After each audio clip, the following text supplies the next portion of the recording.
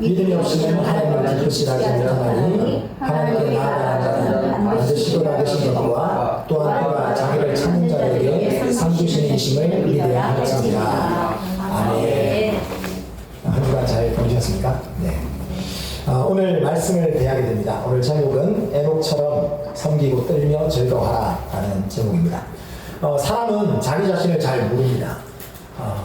왜냐하면 자기를 볼 수 없어요. 자기가 보이시나요? 기껏 우리가 보는 것은 거울을 통해 비춰진 내 모습을 볼 뿐이죠. 그래서 자기 자신을 모릅니다. 자기 마음은 잘 아시나요? 그냥 내가 느낄 뿐이에요.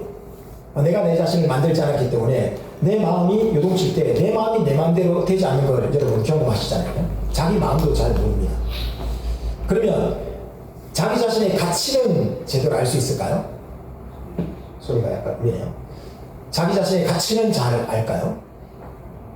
우리는 어떤 사람을 만나에 따라서 어떤 사람을 만나면 아주 이제 천장을 치고 어떤 사람을 만나면 바닥을 칩니다. 왜냐하면 비교 대상 자체가 고무줄처럼 이렇게 늘어나게 되는 거죠. 근데 나이가 들면 좀 어떠신가요? 나이가 들면 좀 무뎌지시나요? 예. 근데 무뎌질 뿐이지 계속해서 차곡차곡 쌓여요. 마음이 어두워져요. 그러다가 어느 순간 한번 빵 폭발하잖아요. 그리고 자기 옛날에부터 시작해가지고 그동안에 마음 상했던 것까지 다 표출하는 그런 모습을 보게 됩니다. 그런데 예수 믿는 사람은 그 사람이 예수 그리스도를 인격적으로 만나게 되면 그 인생 자체가 바뀌게 됩니다. 왜 그런지 아십니까? 예수님의 시선으로 자기 자신을 보기 때문에 그렇습니다. 자기 자신의 가치가 얼마나 소중한지를 발견하게 되는 거죠. 그리고 나를 가장 사랑하시는 분이 계시다라는 사실 자체가 우리 마음속에 큰 위로가 되고 용기가 되는 것이죠. 어떤 것으로도 비교되지 않습니다. 그래서 우리 안에 있는 모든 어둠을 이길 수 있는 그 능력은 하나님이 나를 사랑한다는 사실, 그리고 하나님이 나를 위해서 놀라운 계획을 갖고 일하고 계시다는 사실, 이 사실을 우리가 인정하고 깨닫게 될 때 우리는 참된 가치를 또 그 하나님 말씀대로 살아가려고 하는 그런 결단을 내리게 돼요. 어떤 유혹에도 흔들리지 않습니다. 하나님 사랑을 경험하게 되면 원수가 죄악 가운데 우리를 유혹하더라도 우리는 넘어지지 않게 되는 것이죠. 그리고 하나님 말씀대로 살려고 몸부림을 치게 되죠. 어떻게 하면 하나님을 기쁘시게 할까에 대한 관심을 갖게 됩니다. 그래서 우리 시선이 하나님의 마음에 집중되게 되는 것이죠. 오늘 우리가 성경 말씀을 통해서 하나님이 기뻐하시는 삶이 무엇인가를 먼저 보게 되는데, 그것은 바로 하나님 나를 가장 사랑하시구나, 그리고 하나님이 나를 위해서 놀라운 계획을 갖고 계시구나, 이 사실을 깨닫고 살아갈 때 하나님은 그 모습을 보시고 우리를 기뻐하신다 라고 말씀하고 있습니다. 우리가 하나님을 기쁘시게 한다 라고 얘기할 때 종종 오해하는 경우가 있습니다. 하나님이 화내지 않도록 하기 위해서 우리가 하나님의 비율을 맞춰야 되나? 아니면 우리가 구원을 얻기 위해서 뭔가 우리가 해야 될 일이 있나? 아니면 하나님이 뭔가 부족하기 때문에 우리가 하나님께 채워드려야 되는가? 라고 생각할 수도 있습니다. 그러나 이거는 순전한 오해입니다. 하나님을 기쁘시게 한다는 말은 하나님의 눈치를 보는 게 아닙니다. 하나님을 기쁘시게 한다는 말은 하나님을 비위를 맞춰가지고 내가 원하는 뭔가 복을 받겠다라는 말도 아닙니다. 하나님은 창조주시죠.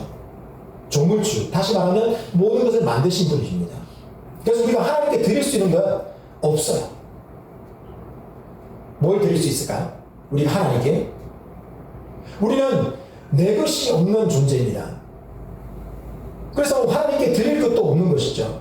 그런데 하나님은 정상적인 부모가 아이가 자기 사랑하는 아이가 태어났을 때 그 아이를 향한 계획과 그 어떤 자기 경험을 바탕으로 해서 이 아이가 어떻게 하면 행복하게 제대로 살아갈지에 대해서 계획을 세우고 그 아이를 훈육하고 교육을 하잖아요. 그죠? 그리고 그 훈육과 교육을 따라서 잘 성장해 나가면 그 모습을 보면서 참 대견하다라고 느끼잖아요. 하나님도 마찬가지시죠. 하나님은 우리의 부족한 부모의 사랑보다 훨씬 더 뛰어난 사랑으로 우리 가운데 함께 하시는 거죠. 그래서 하나님을 기쁘시게 한다라는 이 말은 하나님의 뜻에 따라 살아간다라는 말이고, 이 말은 나를 위한 가장 좋은 길이 나를 위한 가장 좋은 길, 그 길을 따라가는 것이 하나님을 기쁘시게 하는 길이다라는 사실을 기억해야 된다는 것이죠. 하나님을 기쁘시게 한다. 뭐라고요? 나를 위한 가장 좋은 길이다. 하나님이 얘기해 주신 생명길을 걸어가는 것, 이것이 하나님이 가장 기뻐하시는 길이다라는 사실을 기억하시길 바랍니다. 오늘 성경 말씀에 에녹이라는 사람이 나옵니다. 성경 창세기 5장에 보면 아담부터 노아까지 아담의 집안의 족보가 나와요. 인류 역사상 최초의 족보입니다. 이 최초의 족보에 최초 인간 아담부터 시작해가지고 이제 셋, 아네스, 게난, 마랄렐, 무두셀라, 라메 뭐 이런 사람들이 쭉 나와요. 근데 그 중에 에녹은 아담의 6대 손이에요. 근데 이 집안의 족보를 가만히 보니까 어떻게 기록됐냐면 누구는 몇 살에 누구를 낳고 몇 년을 살다가 죽었다라는 말이 반복됩니다. 인생의 결론이 뭘까요? 죽었다입니다. 왜 죽었습니까? 죄의 결과로 죽은 것이죠. 죄의 싹은 사망이라고 얘기했던 하나님의 말씀에 따라서 죄인이 인간이 태어나서 아무리 인생을 도둥거리며 살아가도 결국 인생의 결론은 사망이었다는 것이죠. 아담이 어떻게 됐을까요? 죽었습니다. 아담 죽었더라. 셋 죽었더라. 제가 이름을 얘기하면 여러분이 죽었더라 얘기하시면 됩니다. 게난, 마할렐, 야렛, 무드셀라, 라멕 다 죽었어요. 근데 딱 한 사람 누구죠? 에녹. 에녹만은 인생의 결론이 세상에 있지 아니하더라 라고 얘기합니다. 오늘 히브리서 11장 5절을 읽었죠? 그에는 에녹이 뭐라고 얘기합니까? 죽지 않고 하늘 나라로 갔다라고 하는 놀라운 이야기를 전하고 있습니다. 에녹은 죽음을 보지 않고 하늘에 올려졌습니다. 그 이유가 뭡니까? 성경 말씀에 하나님을 기쁘시게 하는 자라는 증거를 받았기 때문이다 라고 얘기하고 있어요. 하나님을 기쁘시게 하는 자. 에녹에 관한 이야기는 많이 나오지 않습니다. 성경 세 군데가 나오는데 오늘 우리가 읽었던 본문 말씀 히브리서에 나오고 그 다음에 창세기에 나오고 유다서에 나오거든요. 그래서 이 세 군데의 말씀을 다 우리가 살펴보려고 해요. 자, 먼저 에녹에 관한 이야기 창세기 5장 21절 24절 말씀입니다. 같이 한번 읽어보도록 하겠습니다. 시작. 에녹은 65세에 무드셀라를 낳았고 무드셀라를 낳은 후 300년을 하나님과 동행하며 자녀들을 낳았으며 그는 365세를 살았더라. 에녹이 하나님과 동행하더니 하나님이 그를 데려가심으로 세상에 있지 아니하였더라. 성경에는 히브리서에서는 에녹이 하나님을 기쁘시게 하는 자라 그래서 죽지 않고 하나님 나라에 올라갔다라고 얘기하고 있고 창세기에는 뭐라고 얘기합니까? 하나님과 동행하였더라. 에녹의 인생의 결말이 다른 이유는 하나님을 기쁘시게 하는, 다시 말하면 하나님과 동행하는 삶을 살았기 때문이다 라는 것이죠. 여러분, 동행한다 라고 할 때 동행은 같이 걸어가는 것이죠. 근데 성경에 말하고 있는 동행은 단순한 이동을 같이 했다 이 얘기가 아닙니다. 삶의 방향을 지속적으로 하나님께 맞추고 삶의 방식도 하나님 뜻에 맞춰갔다라는 얘기입니다. 우리가 하나님과 동행할 때 먼저는 뭘 알아야 됩니까? 하나님 가시는 목적지를 알아야 돼요. 어떤 방향으로 가시는지 알아야 됩니다. 그리고 내가 가고 싶은 곳을 포기하고 하나님이 이끄시는 곳으로, 하나님이 가시는 곳으로 쫓아가야 돼요. 그리고 늘 갈 때 뒤처지면 되겠습니까? 바로 옆에 바짝 붙여 있어야 돼요. 보폭을 맞추면서 가야 되는 것이. 그리고 기분이 좋을 때만 따라가는 것이 아니라 어떤 상황에서도 꾸준하게 하나님과 친밀함을 갖고 그렇게 살아왔던 삶, 이것을 성경은 에녹이 하나님과 동행하였더라라고 얘기하고 있는 것이죠. 에녹은 자기 뜻을 꺾었습니다. 하나님 뜻에 맞췄습니다. 여러분, 우리에게는 불쑥불쑥 튀어나오는 혈기가 있죠. 그리고 우리가 눈치채지 못하게 우리 마음을 빼앗아가는 죄의 유혹도 있습니다. 그런데 이런 상황 속에서 1년을 고사하고 단 일주일, 하루도 하나님과 동행하기 힘들었을 텐데 에녹은 300년을 하나님과 동행했다라고 얘기하죠. 어떻게 이렇게 300년을 동행했을까? 우리가 누군가와 같이 길을 걸어갈 때 집중하지 않으면 주변의 시선을 빼앗길 때가 많이 있죠. 그리고 뭐 핸드폰 한다고 무슨 말 하는지 제대로 듣지도 못하고 딴 길로 갈 때도 있죠.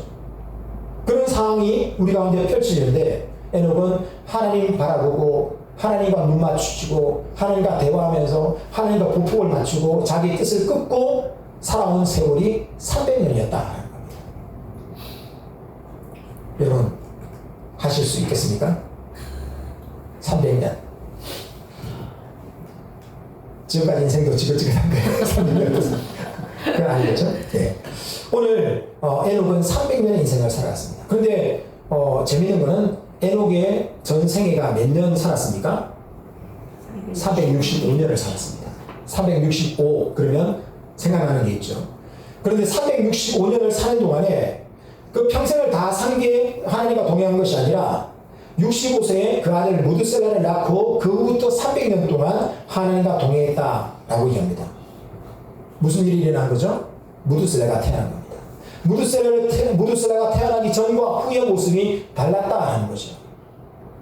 아들을 낳고 나니까 어른이 돼서 가장의 무게를 안게 돼서 가장의 부담을 안게 돼서 그때부터 하나님과 동행했을까요? 아니죠. 무드셀라라고 하는 그 이름에 그 의미가 담겨 있습니다. 무드셀라라는 이름은 그가 죽으면 끝이 온다. 그가 죽으면 심판이 온다. 라는 거죠. 무드셀라가 무슨 뜻이라고요? 그가 죽으면 끝이 온다. 그가 죽으면 심판이 온다. 사랑하는 아들을 낳았어요. 근데 아들의 이름을 심판이 온다라고 지었다고 보십니다. 쟤 누구야? 심판이 온다. 저기 심판이 오고 있다. 그러면 얼마나 아이들의 놀림감도 될 수 있었을까요? 근데 왜 이렇게 섬뜩한 이름을 사랑하는 아들에게 지어줬을까요?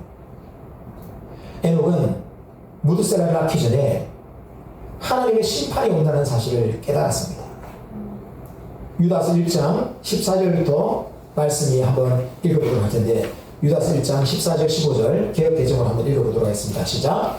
아담의 칠세에 온 에녹이 이 사람들에 대하여도 예언하여 이르되 보라 주께서 그 수많은 거룩한 자와 함께 임하셨나니 이는 무사람을 심판하사 모든 경건하지 않은 자가 경건하지 않게 한 모든 경건하지 않은 일과 또 경건하지 않은 죄인들이 주를 거스르는 모든 완악한 말로 말미암아 그를 정죄하여 하시리라 하였느니라.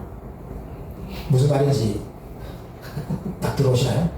리듬을 타지 않으면 읽기도 힘든 말씀이에요. 밑에 보면 쉬운 성경으로 되어 있습니다. 한번 읽어볼까요? 시작. 아담의 칠세손 후손인 에녹은 이러한 사람들에 대하여 다음과 같이 예언하였습니다. 주님께서 수많은 거룩한 천사들을 거느리고 곧 오실 것이다. 오셔서 각 사람을 심판하시고 하나님을 거룩한 자에게 벌을 내리실 것이다. 그들이 저지른 악한 일들과 하나님에 대해 마음대로 떠들어댔던 죄에 대해 그들을 벌을 받게 될 것이다. 아멘.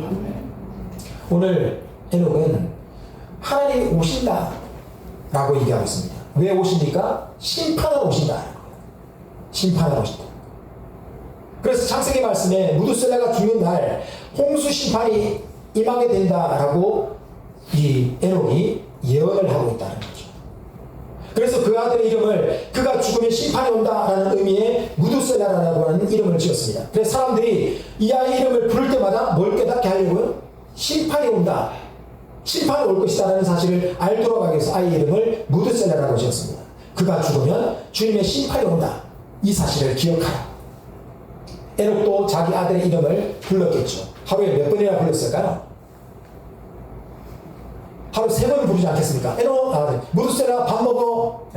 심판이 온다 밥 먹어. 심판이 온다 밥 먹어. 아침 먹어, 점심 먹어, 저녁 먹어. 이렇게 불렀겠죠. 그때마다 에녹의 마음속에 무드셀라라는 이름을 부를 때마다 사람들의 마음속에 우리에게는 심판이 온다 라는 사실이 기억나도록 했다는 것이죠. 그런데 무드셀라가 태어나기 전에는 무드셀라의 죽음이 있을까요?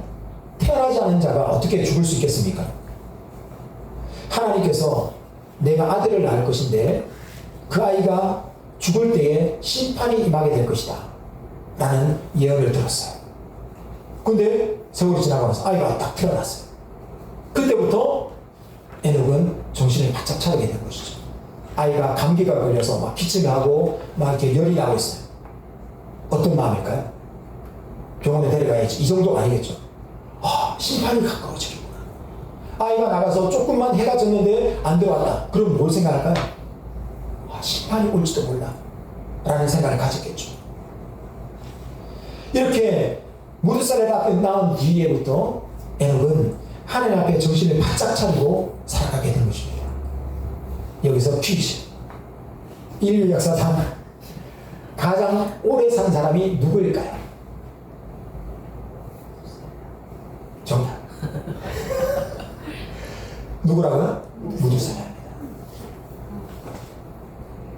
969세를 살았습니다. 왜 무드셀라가 가장 오래 살았을까요? 그 아이가 죽으면 심판입니다. 하나님이 최대한 그 심판을 유예한 거죠. 왜 유예하셨을까요? 아무도 멸망치 않도록 하나님이 기다리시는 기다림이었습니다. 그 시간이 969년이었습니다. 그 다음에 오래 산 사람이 누굴까요?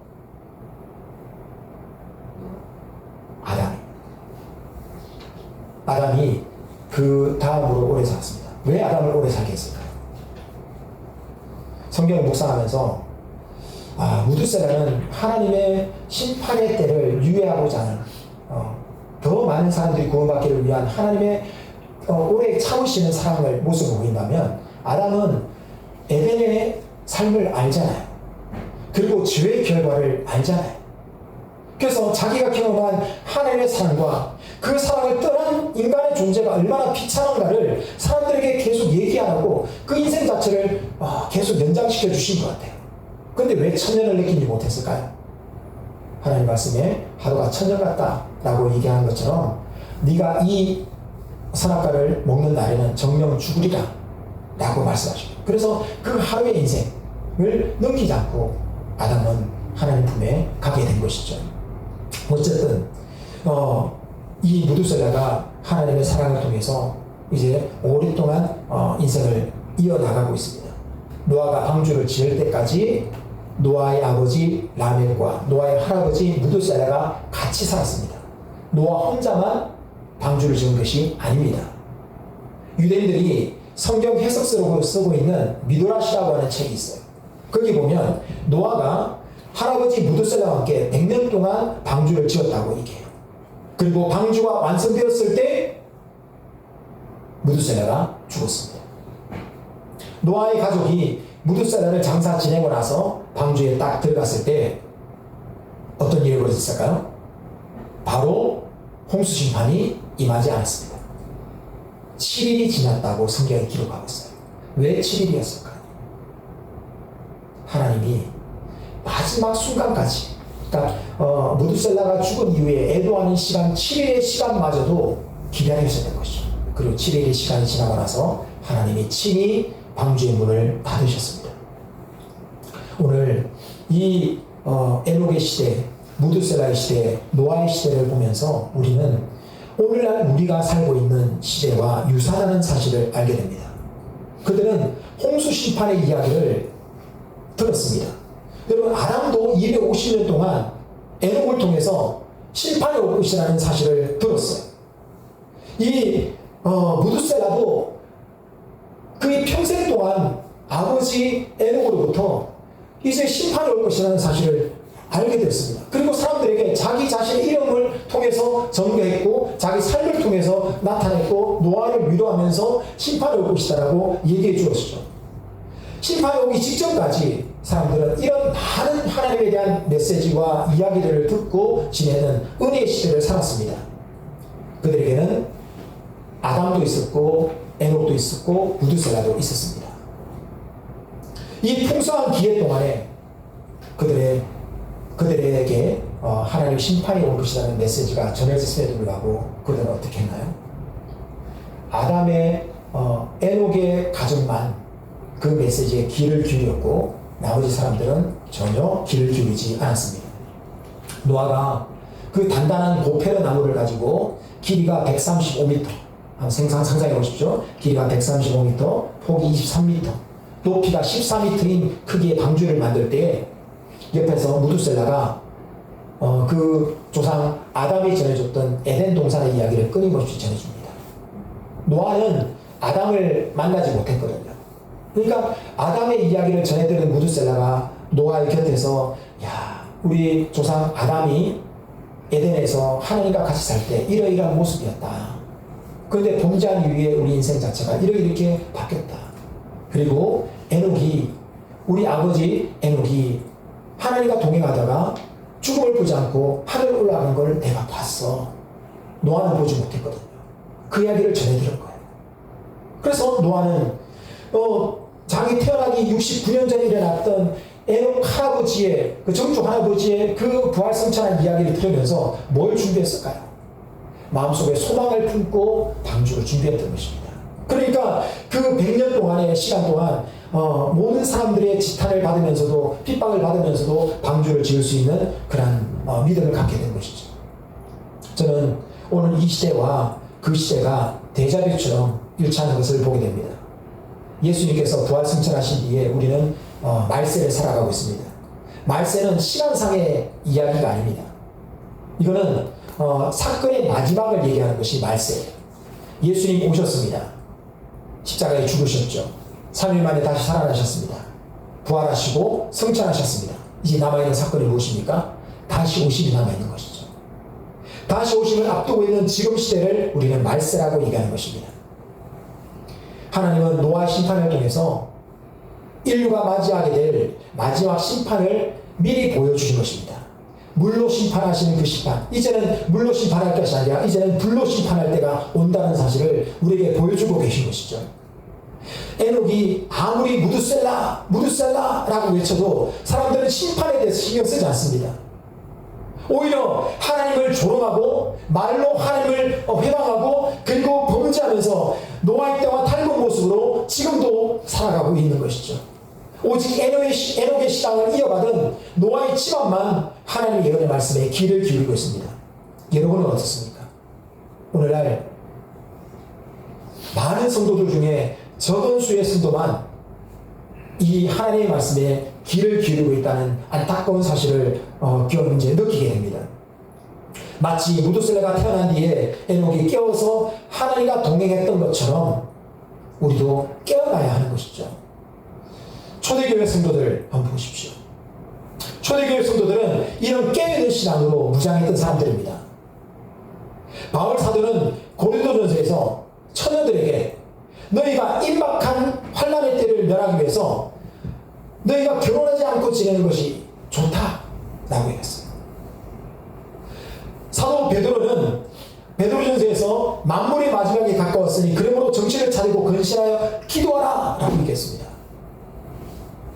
바울과 베드로 사도가 임박한 환난을 얘기하고 있고 만물의 마지막을 선포하고 있는데 정작 오늘날의 교회에서 임박한 환난과 마지막 때를 얘기하면 이단이라고 얘기합니다. 성경의 얘기와 자기가 비유가 맞지 않는 것이죠. 이런 하나님의 메시지가 분명하게 들려짐에도 불구하고 사람들은 이 사실을 부인하고 있습니다. 두려워하지 않습니다.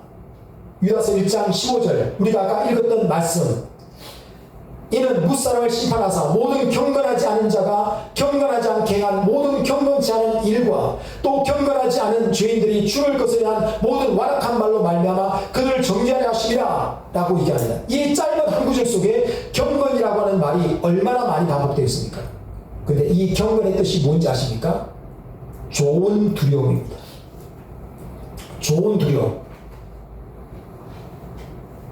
좋은 두려움이 있어야 된다는 것이죠. 임박한 환난의 때를, 만물의 마지막 때를 알고 준비하는 것, 이거 좋은 두려움입니다. 그래야 우리 자신을 준비할 수 있습니다. 이 모습을 여러분 시편 2편 11절이 잘 얘기하고 있습니다. 좋은 두려움이 경건이 어떤 모습이냐 성경 한번 읽어보겠습니다. 주부의 시편 2편 11절 읽어보겠습니다. 시작. 여호와를 경외함으로 섬기고 떨며 절구할지어다. 섬기고 떨며 절구할지어다. 이것이 좋은 두려움을 갖고 있는 경건한 자의 모습입니다. 이렇지 않으면 유다서에 나오는 홍수 심판을 받은 그 사람과 동일한 좋은 두려움을 갖지 않은 모습으로 멸망당할 수밖에 없다는 것이죠. 어떻게 하나요? 좋은 두려움은 여호와를 섬기고 떨며 절거하는 것입니다. 여호와를 섬기는 것이 무엇일까요? 하나님의 주되심을 인정하는 것입니다. 내 인생의 주인이 하나님이라는 것을 인정하는 겁니다. 그래서 하나님을 예배하는 것이죠. 그리고 뜬다는 것은 무엇일까요? 뜬다는 것은 하나님께서 이제 심판의 주로 우리 가운데 오신다. 우리의 만물의 마지막이 있다는 사실을 인정하는 것이에요. 그리고 절거하는 것이 무엇일까요? 그것은 주를 찾는 자에게 상 주시는 분인 것을 깨닫는 것입니다. 그것을 아는 것입니다. 그런데 하나님도 압니다. 예배도 드립니다. 그러나 심판을 모른다면 어떻게 될까요? 하나님도 알고 예배도 드리고 심판도 알고 있지만 절공이 없다면 어떻게 될까요?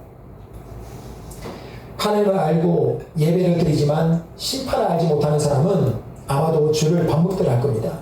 죄를 이길 수 있는 능력이 없을 겁니다. 방종한 삶을 살 겁니다. 근데 만약에 하나님을 알고 예배도 드리고 심판도 알고 있지만 절공을 알지 못한다면 어떻게 될까요? 그는 종교의 굴레 속에 짓눌릴 것입니다.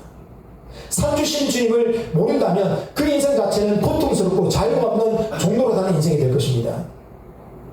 하나님께서 기뻐하시는 성도의 삶은 시편 2편 11절의 말씀처럼 하나님을 경외함으로 섬기고 떨리며 절거하는 모습입니다. 이것을 히브리서 11장 6절은 하나님께 나아가는 자는 반드시 그가 계신 곳과 또한 그가 자기를 찾는 자에게 상 주시는 이심을 믿어야 할지니라 라고 얘기하고 있습니다. 하나님은 하나님을 인정하고 주님을 찾는 자, 사모하는 자에게 상 주시는 하나님이라는 사실을 우리가 믿어야 된다 말씀합니다. 여러분, 언제 그 상을 받을 수 있습니까? 우리가 주님 앞에 서는 날 하나님 우리에게 상 주십니다. 우리가 주님 앞에 서는 날, 그 날이 어떤 날입니까? 세상 사람들이 말하는 심판의 날입니다. 심판이 무엇입니까? 심판은 우리가 행한 대로 하나님이 갚아주시는 날입니다. 그러므로 믿는 우리에게 심판의 날은 가장 영광스러운 날이에요. 우리 모든 수고가 그치고 우리의 모든 수고에 대해서 하나님이 보상해 주시는 날, 그 날이 주님의 날, 심판의 날이 된 것입니다. 그래서 우리는 주님을 섬기고 떨며 즐거워하는 삶으로 우리가 깨어있는 신앙생활을 해나가는 것이죠. 지금 하나님이 여러분과 함께 하십니다. 그 하나님이 함께 하심을 우리가 믿고 주님과 함께하는 그 동행의 삶에 벗어나지 않도록 하기 위해서 우리의 욕심과 자아를 내가 원하는 목적지가 아니라 하나님이 이끄시는 목적지로 나아가기 위해서 주님과 보조를 맞춰 나가는 것, 동행의 삶을 살아가는 것이죠. 그리고 그 동행의 삶에서 주시는 하나님의 복락과 기쁨을 느끼면서 경험하면서 하나님을 기뻐하는 것, 하나님을 기뻐함으로 영혼의 힘을 얻는 것, 이것이 하나님이 우리에게 원하시는 이 모습이 하나님을 기쁘시게 하는 삶, 바로 좋은 두려움을 갖고 있는 경건한 삶이요 하나님과 동행하는 삶이라고 에녹은 우리에게 그의 인생을 걸고 얘기하고 있는 것입니다. 여호와를 경외함으로 섬기고 떨며 즐거워하는 자, 내 인생의 주인이 하나님 되십니다 라고 인정하고 하나님과 경건하게 동행하면서 상주심을 바라보는 이 신앙이 하나님이 기뻐하시는 신앙의 모습인 것입니다. 우리 모두가 이와 같은 믿음으로 주 앞에 드려지기를, 그리고 하나님의 기쁨 되기를 예수 이름으로 축복합니다. 우리 찬송가 430장 찬양하고 기도하는 시간을 갖도록 하겠습니다.